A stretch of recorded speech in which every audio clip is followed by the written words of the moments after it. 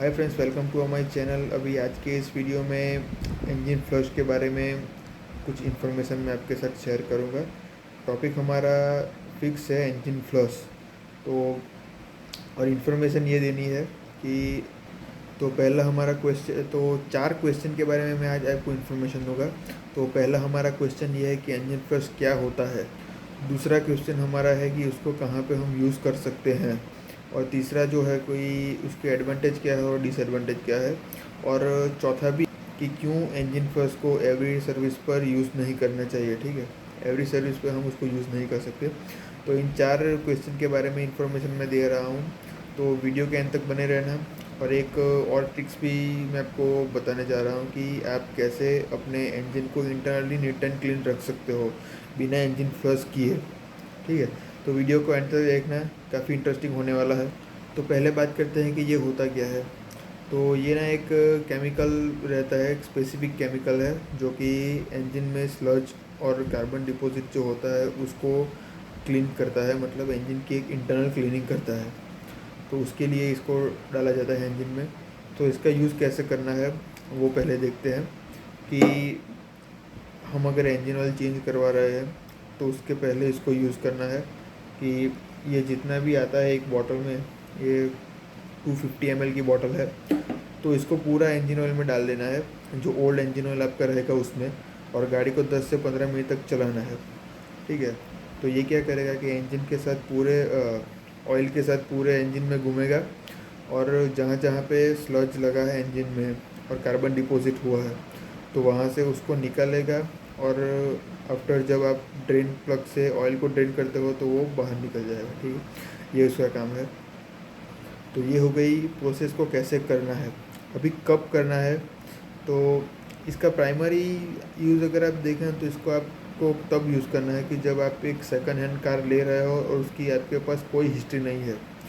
Service कब हुई है, कितने किलोमीटर पर हुई है, कितनी बार हुई है, कोई इन्फॉर्मेशन नहीं है आपके पास, ज़ीरो ज़ीरो है। तो उस टाइम पे एक बार इस फ्लश को यूज़ करके पूरा इंजन को फ्लश करना बहुत ज़रूरी है। ठीक है, ये पहला काम। दूसरा क्या रहता है कि डीजल इंजन में कार्बन डिपॉजिट होता है, वहीं पेट्रोल इंजन में ऑयल के साथ स्लज जो रेड कलर का रहता है तो वो रहता है। तो वो थोड़े टाइम में आ जाता है। वो क्यों आता है वो भी मैं बताऊँगा। तो उसको वो निकलता है, ये एक डिटर्जेंट टाइप ही है, केमिकल रहता है, क्योंकि उसको ना ऑयल की प्रॉपर्टी को कम करना है और जो अंदर चिपका हुआ है ब्लॉक में उसको क्लीन करना है। ठीक है, तो ये 2 काम है इसके। इसका एडवांटेज ये रहता है कि एक तो ये इंजन की इंटरनल क्लीनिंग करेगा, एक ही एडवांटेज है। बट इसका डिसएडवांटेज भी है, वो क्या है वो मैं बताता हूँ। क्योंकि इंजन में जो स्लज रहता है वो भी ऑयली टाइप का रहता है। अभी उस स्लज को अगर निकालना है तो ऑयल के अपोजिट प्रॉपर्टी वाला केमिकल आपको डालना पड़ेगा उसमें।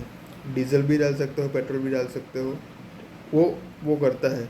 डाल नहीं सकते, वो क्लीन भी कर सकता है। तो उसी के बेस पे ये फ्लश भी रहेगा। तो अभी क्या करेगा कि ये फ्लश जो है वो स्पेसिफिक इंजन फ्लश के लिए ही डिज़ाइन होता है। बट इसमें क्या रहता है कि ये ऑयल की जो लुब्रिकेशन की प्रॉपर्टी है उसको कहीं ना कहीं थोड़ा थोड़ा कम करता है।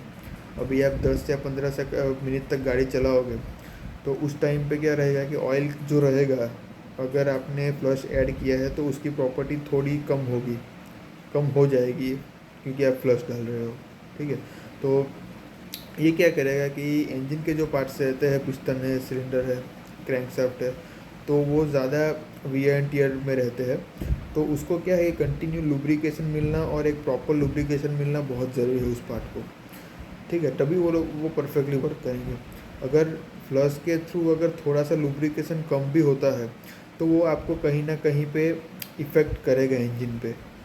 अगर आप 5-6 सर्विस में एक बार इंजन फ्लश करवाते हो तो ठीक है।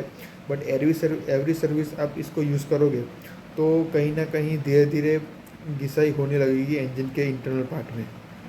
और अगर ज़्यादा यूज़ किया तो पता नहीं 10 के 12 सर्विस, मतलब आप 1 लाख किलोमीटर के पकड़ के चलो, अगर आप रेगुलर सर्विस करवाते भी हो तब भी आपका इंजन खुलेगा अगर एवरी सर्विस में इंजन फ्लश करवाया तो, क्योंकि ज़्यादा फ्लश कर देगा इंजन के पार्ट को भी।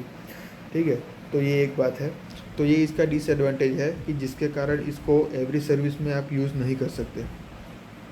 तो ये एक इसकी मतलब केयरफुल रहना ज़रूरी है। अभी मैं आपको एक ट्रिक बता रहा हूँ कि ये इंजन फ्लश जो है उसका मेन काम क्या रहेगा कि इंजन में जो स्लज लगा है और कार्बन डिपॉजिट होता है जो डीजल इंजन में होता है, तो उसको निकालना है।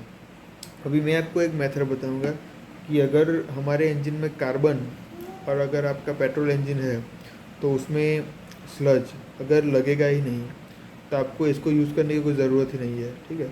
इसको नहीं यूज़ करोगे तो ज़्यादा इंजन सेफ रहेगा। बट अभी क्या है कि कार्बन को हमें प्रोड्यूस ही नहीं होने देना, तो उसके लिए हमें क्या करना पड़ेगा।